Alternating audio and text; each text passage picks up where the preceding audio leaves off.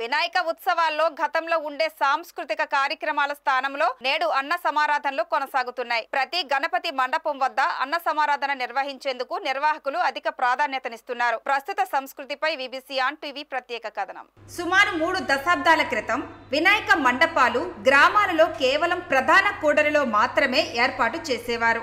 అప్పట్లో ఆయా మండపాల వద్ద పౌరాణిక జానపద ప్రదర్శనలు ఏర్పాటు చేయడంతో ఉత్సవాలు సందడిగా సాగుతుండేవి. కాలక్రమంలో సినిమాల ప్రభావంతో నాటికలకు ప్రజలలో ఆదరణ తగ్గిపోవడంతో వీధి సినిమాలను ప్రదర్శించేవారు. అయితే ఇప్పుడు ప్రతి ఇంట్లోనూ టీవీలు తిష్టవేయగా వీధి సినిమాలకు ప్రేక్షకుల నుండి ఆదరణ లేకుండా పోయింది. ప్రస్తుతం గ్రామాలలో సామాజికంగా ప్రాంతాలుగా విడిపోయి గల్లీ గల్లీకి గణపతి మండపాలు ఏర్పాటు చేస్తున్నారు. గతంలో కేవలం శ్రీరామనవమి నాడు మాత్రమే ఏర్పాటు చేసే అన్న సమారాధనలు ప్రస్తుతం వినాయక చవితి, దేవీ నవరాత్రుల్లో కూడా భారీగా ఏర్పాటు చేస్తున్నారు.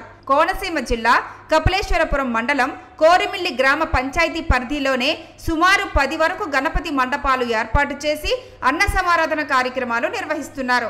ఇలా గణపతి కళ్యాణ మండపాల వద్ద సాంస్కృతిక కార్యక్రమాల స్థానంలో అన్న సమారాధన కార్యక్రమాలు నిర్వహిస్తుండడం, గ్రామస్తులు కుటుంబ సమేతంగా తరలివచ్చి అన్నప్రసాదం స్వీకరిస్తుండడంతో సందడి కనిపిస్తోంది.